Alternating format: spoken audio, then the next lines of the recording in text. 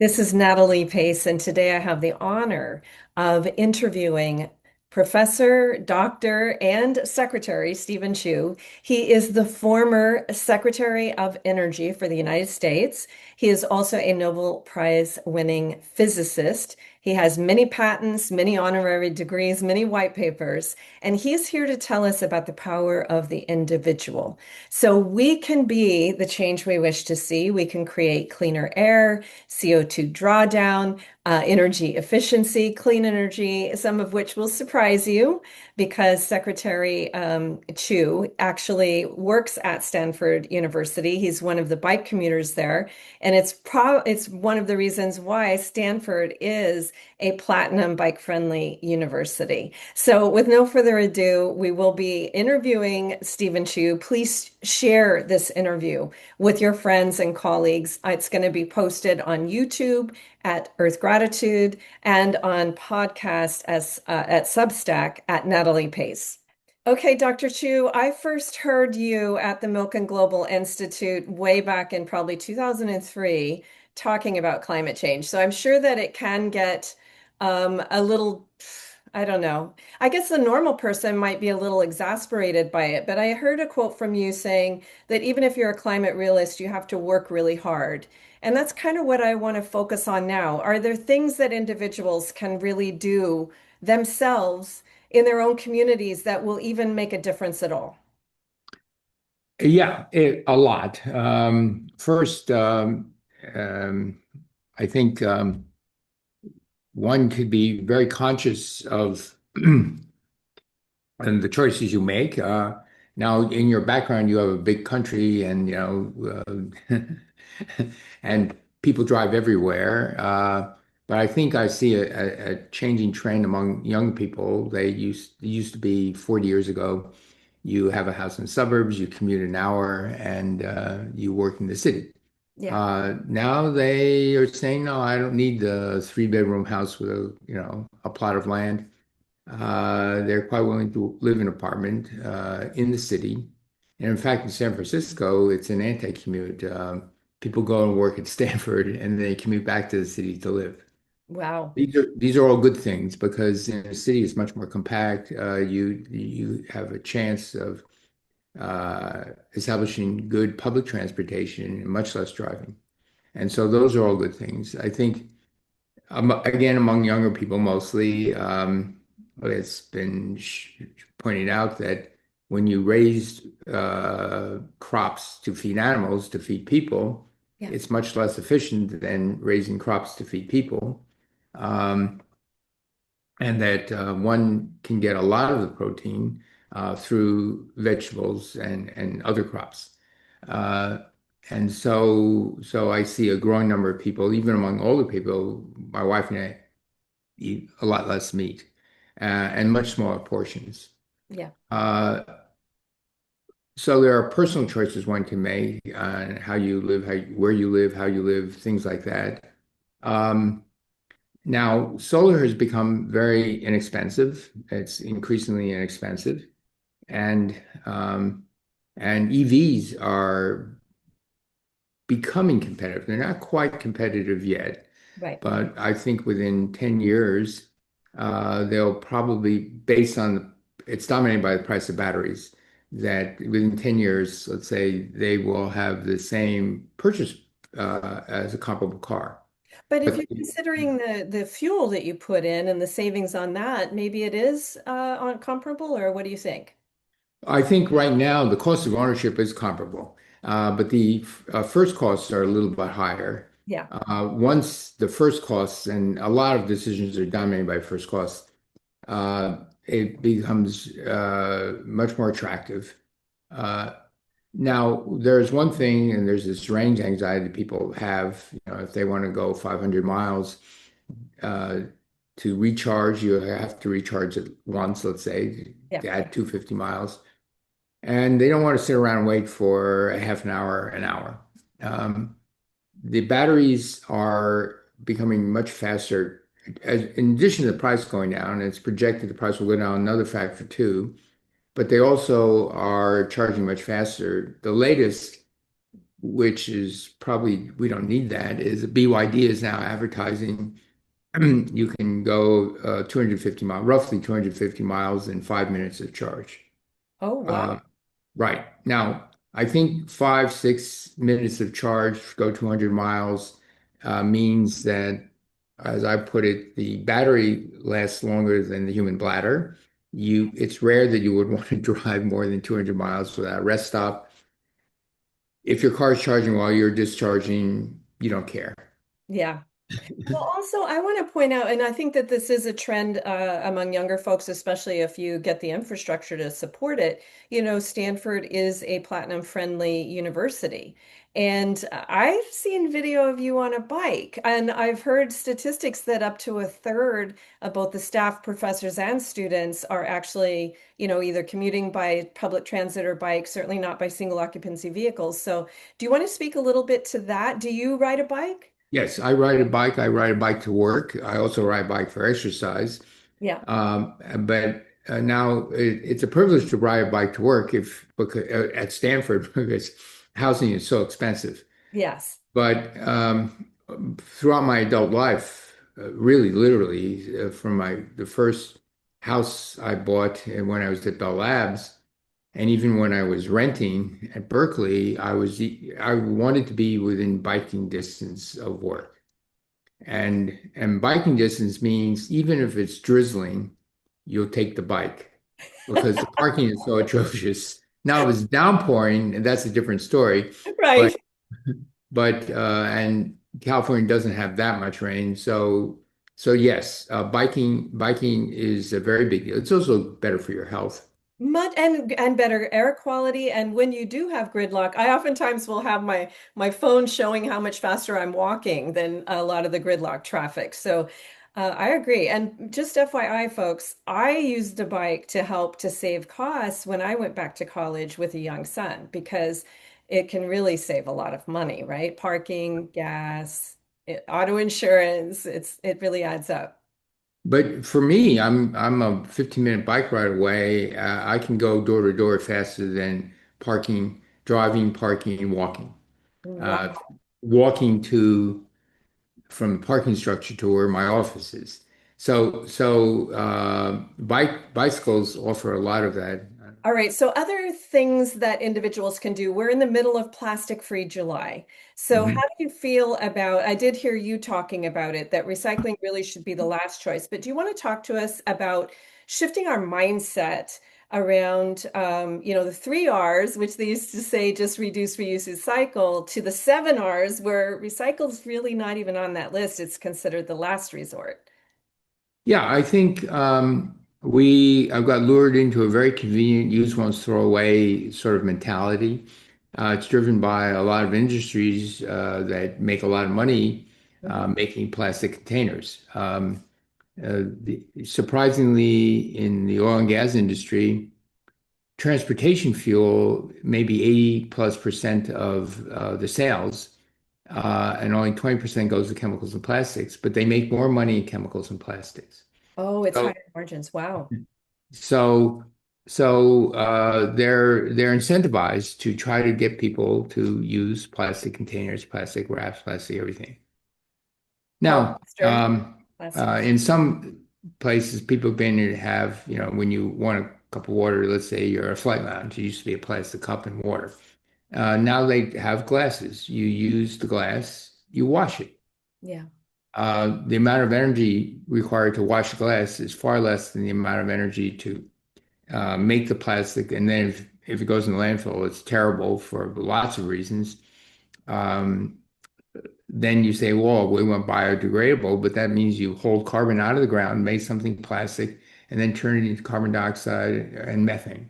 Right. So it just adds to the greenhouse gases. Well, I So think we should talk about methane for a moment because I did see a documentary that was showing some of the off-gassing of some of these chemical plants. And, that's not really talked about a lot unless you actually live in a fence line community.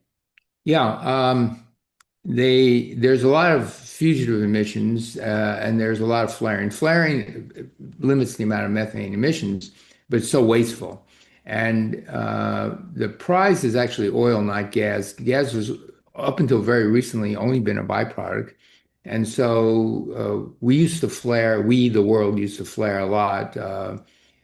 Major oil and gas producers, let's say Russia's, still have a huge amount of flaring. So, but there's also leakage. You stick a hole in the ground looking for oil and gas, and with the advent of remote laser sensing of methane, people are discovering no, the oil industry's not measuring the amount when you stick a hole in the ground that it kind of oozes out due to the damaged strata. Mhm. And they kind of tend to underestimate the amount of emissions from the time of discovery to time where they can actually capture and produce the gas. But Mhm. mostly, in order to take the gas, you need to start have gas storage, gas pipelines, and it's far different than an oil pipeline. Yeah. Uh, when I was state Avenger, I found out that among the gas distribution system in the United States, it's a little bit leaky at the level of 1 or 2%, but the utility companies get to charge their customers for the gas they deliver to the home plus the gas leaks out. Oh, It's only 1 or 2%, but it right. and so they're incentivized, of course, not have a bad leak that could Right. cause an explosion. But I would say we got to change the law. There's no incentive for them to fix the minor gas leaks. And even 1 or 2%, especially if it's a potent greenhouse gas like methane, add up. So there's all sorts of crazy things that have been going on. They're still going on. Yeah. And as a consumer, I mean, I've learned a lot about even energy efficiency things in your home that renters can do. So, I mean, energy efficiency could be a part of that too, right? Yeah, it is a huge deal. When in the house I currently live in, immediately unscrewed all the incandescent bulbs, or unscrewed them enough so you can't turn them on. There's a lot of built-in lighting that's very expensive. Yeah. And so then replaced them with first compact fluorescents, but now LEDs. LEDs, they last thousands of hours. And so there's no comparison now in terms of uh, the amount you pay for an LED light bulb and the years of service you get out of that. Right. And we're talking 1/4, 1/5, even less. And the good thing is, you can buy them in adjustable colors for lots of reasons. I think people prefer warmer reds than bright daylight, and Right. they hate blue. And so it reminds me of this old famous scene from Streetcar Named Desire when Blanche Dubois, Yeah. puts all these lanterns over things and make very dim Yes. light. It makes this kind of red glow. It Uh, helps. so the LEDs are a really good example of how technology has just completely overtaken incandescent bulbs. And it's like what, an 85% reduction in the actual lighting cost, right? Or the amount of energy required. Yeah, including, 1,500 hours is typical of a light bulb, 750, 1,500 hours. Yeah. Uh, More on the 750 hour for the life of the bulb.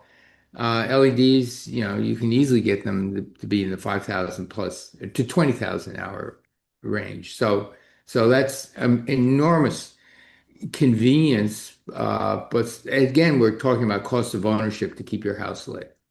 And some people are worried about health benefits of LED lighting. Do you think that that is a concern as a scientist?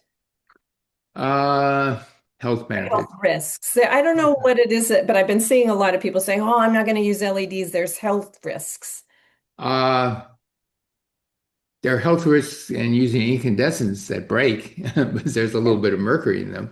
Right. I don't know of any health risks. The only thing I could think of is that the earlier LEDs didn't actually try to get the full continuous color spectrum of natural light. Oh, Either natural light at dawn or dusk, or it's reddish, or natural light in high noon. right.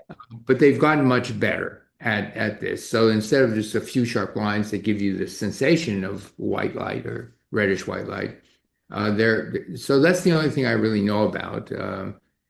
All right. Well, What we'll follow surprised up me, on it if I find anything that you can yeah, actually say, oh, that is complete nonsense, or yeah, maybe. Okay, so let's jump into grid clean energy because some cities like Santa Monica, and I know that part of this might be, offsetting or something, but they claim that they're 100% renewable. California is very high renewables. Washington State, Oregon State, high renewables. What about the cost of this? I was watching a lecture where you were ta saying that the cost of solar and wind was so much lower than natural gas, even though we do need a little bit for energy security. Can you talk a little bit about that? yes. If you think in the early days when solar and wind were 10, 20% of the electrical supply, Yeah, we had all the, standard fossil fuel, and so it was just a little dollop. Now California is about 60% with plans to go to 85%. We have 10% nuclear, so it's 70% carbon free, of which 60 is renewables.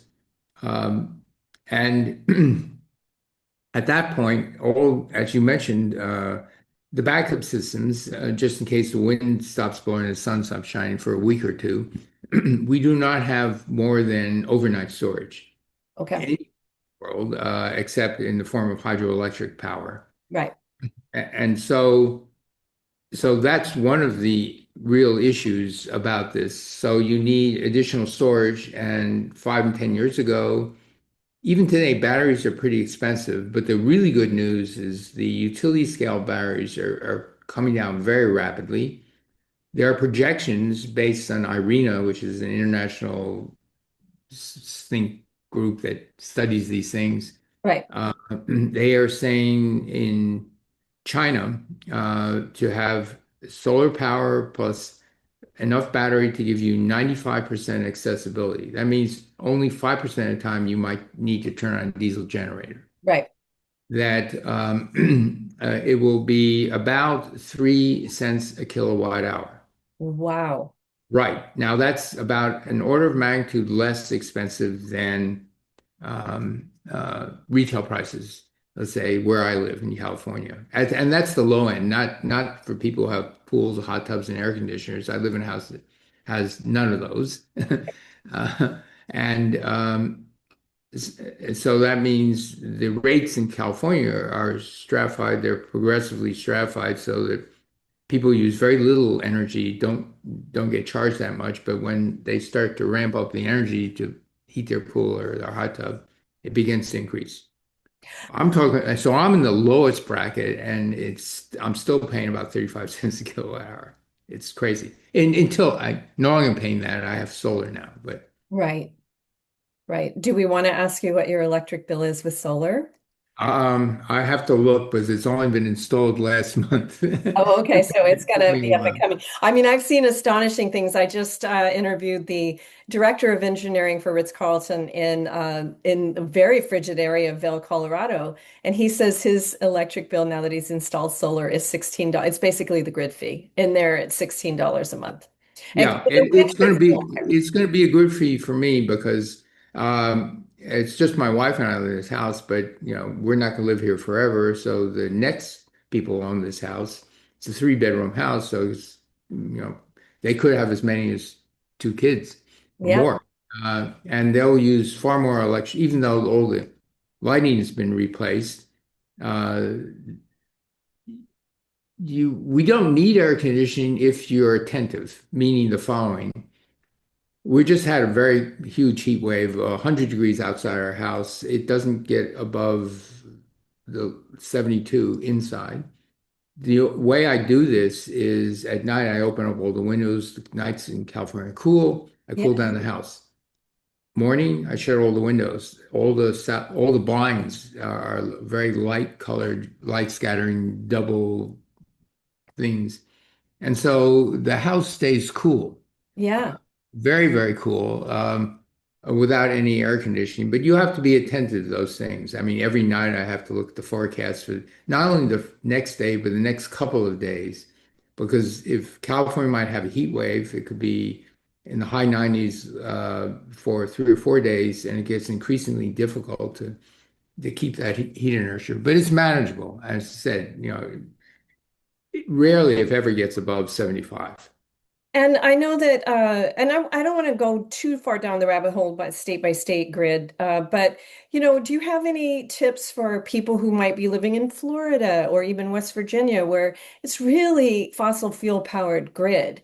And what can they do? I mean, I guess they could install solar on their roofs. Is that, and but a lot of times even there's kickback from the utility where they feel like they can't really do that. What do you think is a good solution for them? Well, I think they're going to have to work with their political leaders.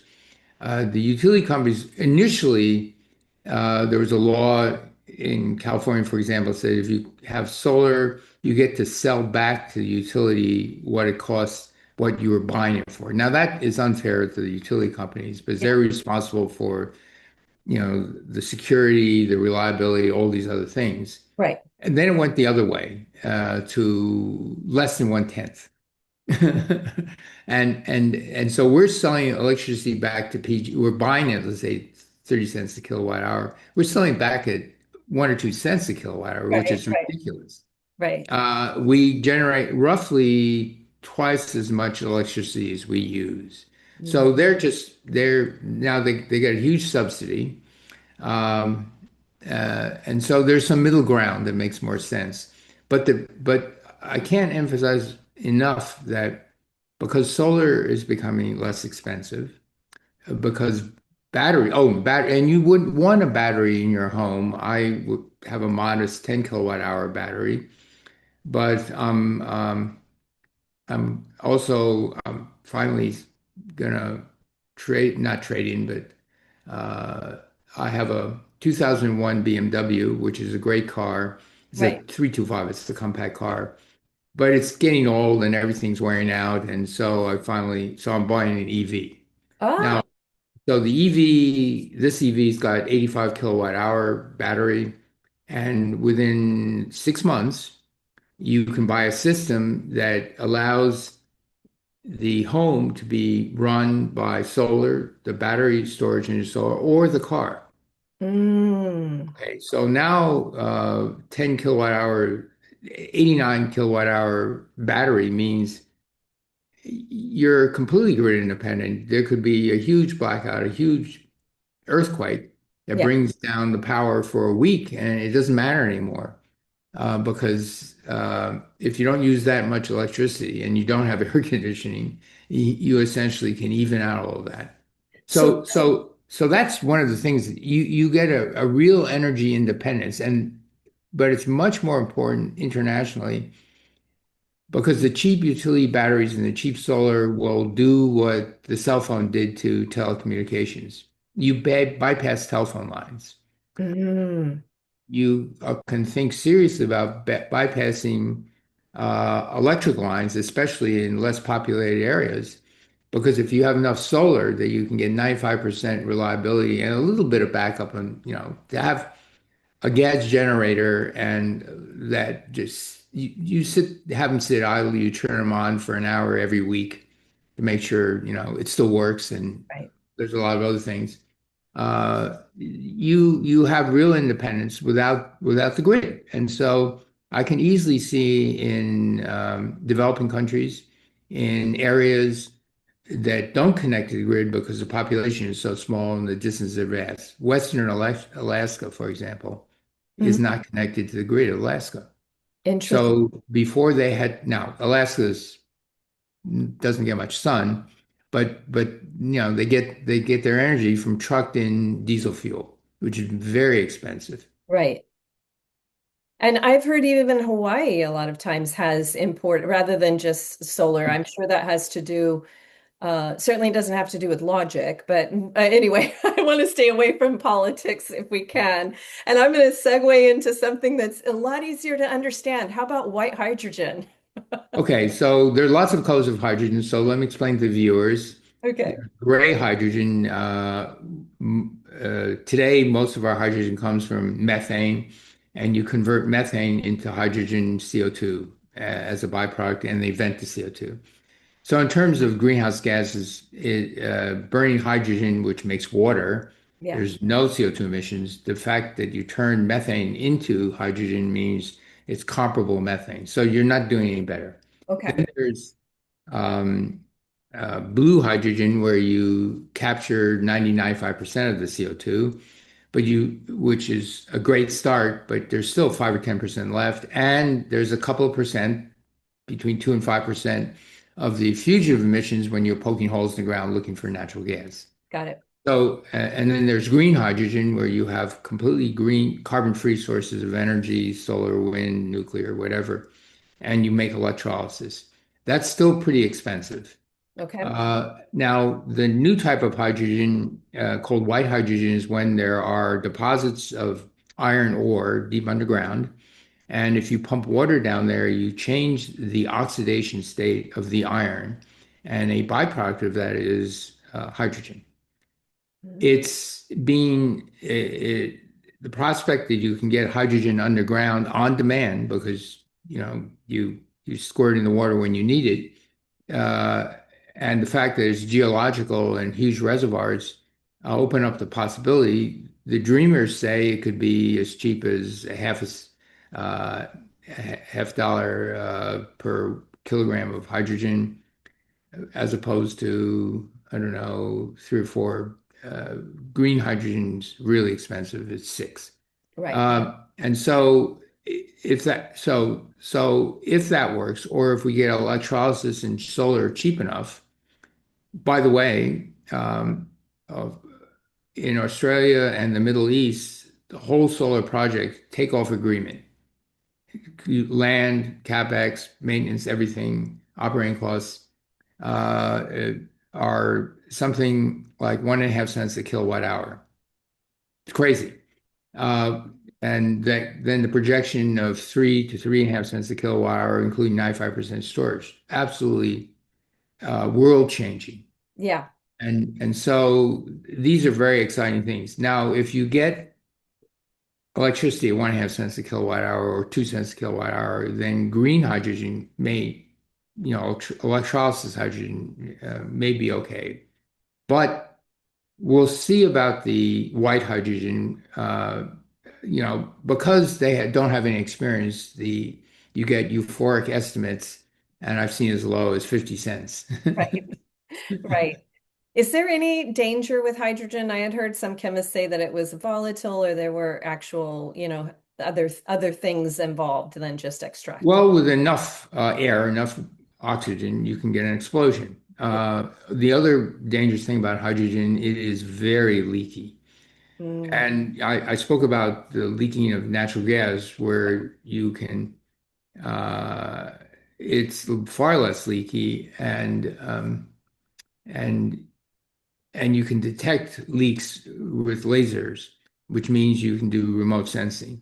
Hydrogen is a symmetric molecule. It has no strong coupling to the light, so it doesn't have a really optical signature. And so the known way, there are two known ways of detecting hydrogen. One is through mass spectrometry, which means you literally have in a vacuum chamber a big magnet, you ionize the gas and you bend it.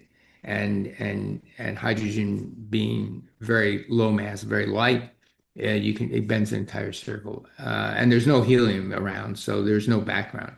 But mhm, that's a mass spectrometer, and you can miniaturize it, make it this big. That's the good news. The other good news is drones are going to revolutionize that. So if you have a pipeline, you have to detect the leak. mm, And since there's no remote sensing, that means you fly the drone next to the pipeline, go up and down, and that's a possibility.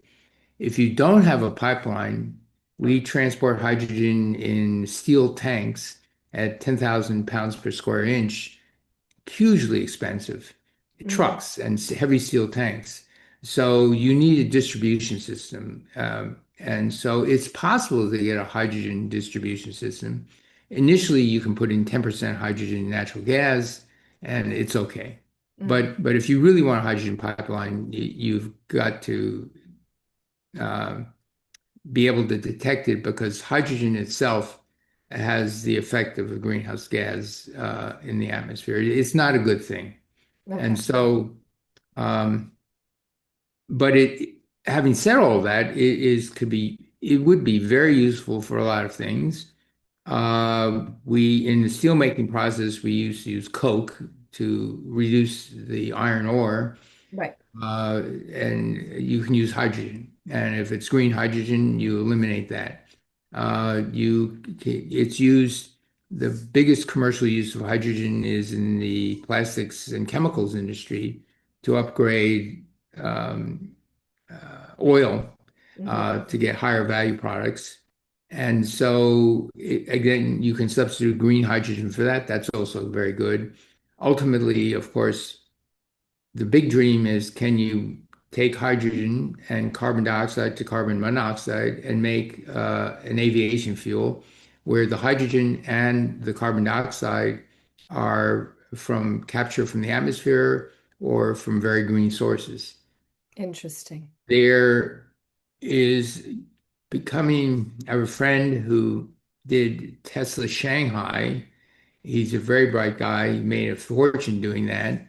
And he's now trying to put together, if you converted integrate a system where you have renewable energy plus energy storage plus all the other things, he thinks you can use this traditionally very old method called Fischer-Tropsch that's used in the oil and gas industry, where the oil and gas industry feeds it either oil or natural gas to make aviation fuel. Okay. You can feed the green stuff of hydrogen and CO2.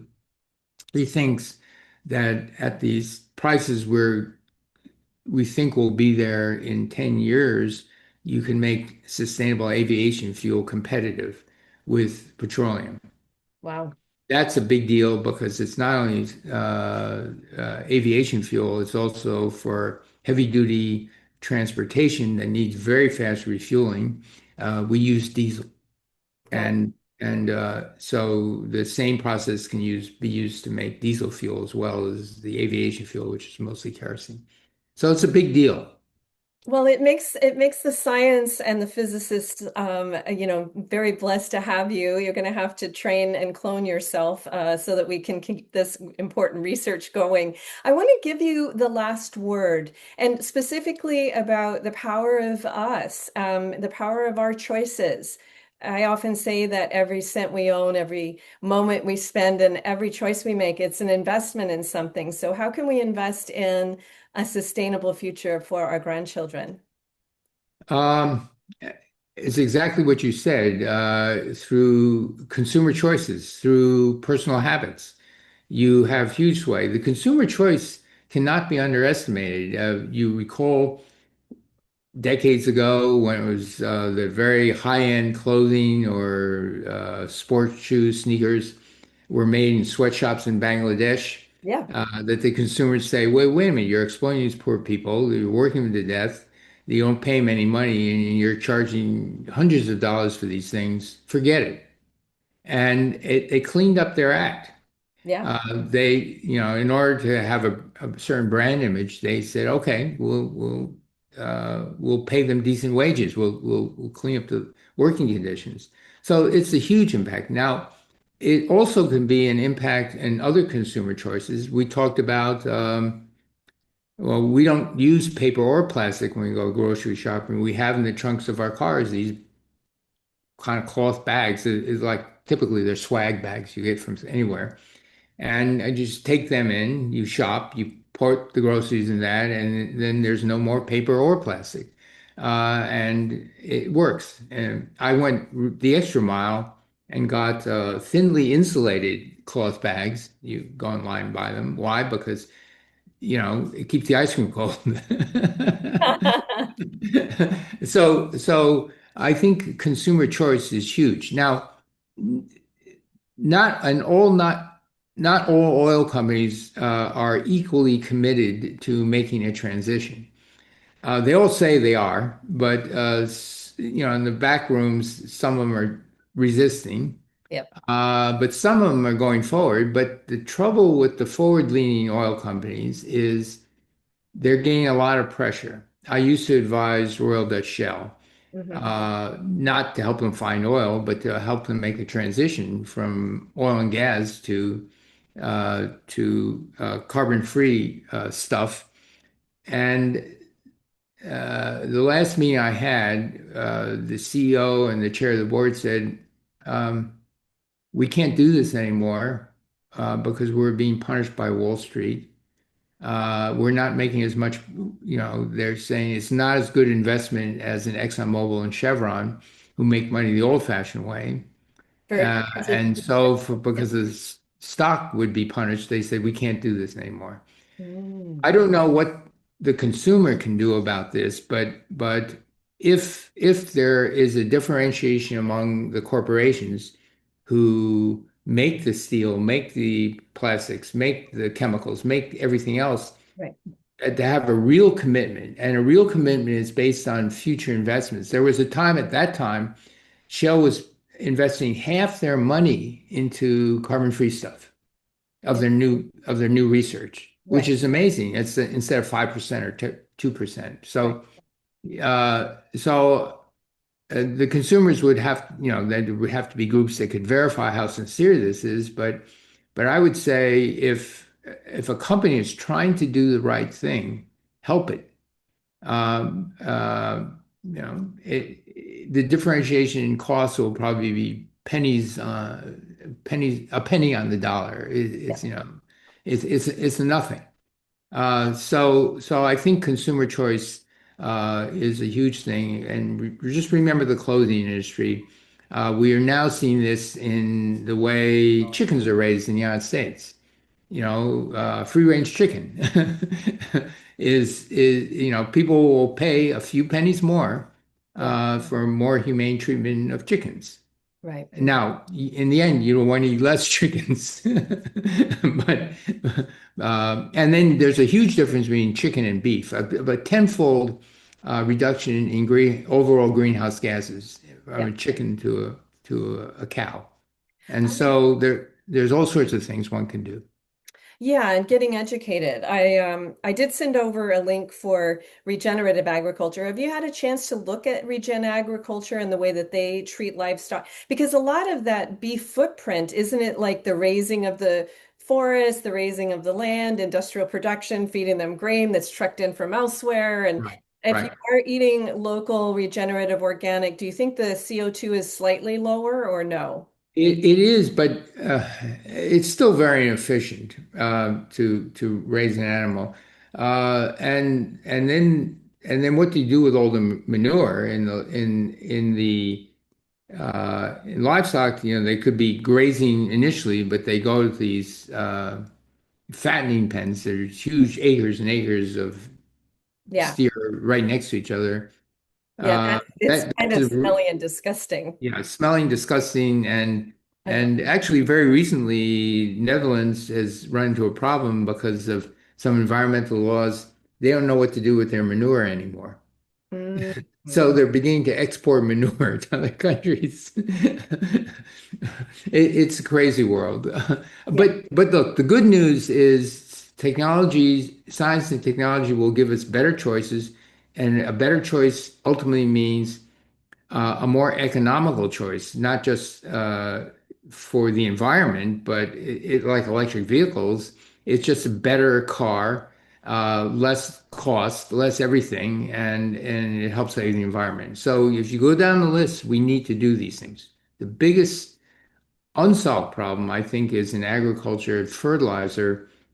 Fertilizer not absorbed by the plant mm, uh, uh, turns into N2O by microbes in the soil. Most of that nitrous oxide goes up into the atmosphere. It's not in runoff that causes the algae blooms that people have heard of. And N2O is 300 times worse than carbon dioxide and lasts 100 years. It's now about 7% of the greenhouse gas budget of the world. It's slated to go to 15. But we don't have a substitute for fertilizer. You don't go organic to feed 8.5 billion going to 10 billion. You need irrigation and you need something to make the plants grow yeah. faster per acre. And so that's a unsolved problem. Well, I thank you so much for your time, and it's just important for all of us to get the information from somebody who is in a seat not only of policy making but also a scientist. And so again, thank you for joining me today. Okay, my pleasure. All right, bye. So again, I want to thank Secretary, Dr. and Professor Chu for sharing his wisdom today.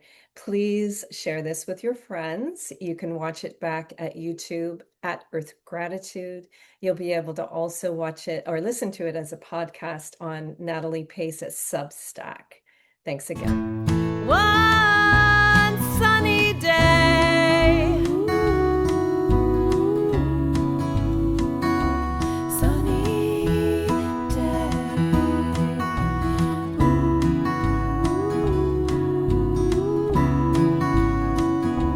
Sunny day. At times I try to find some hope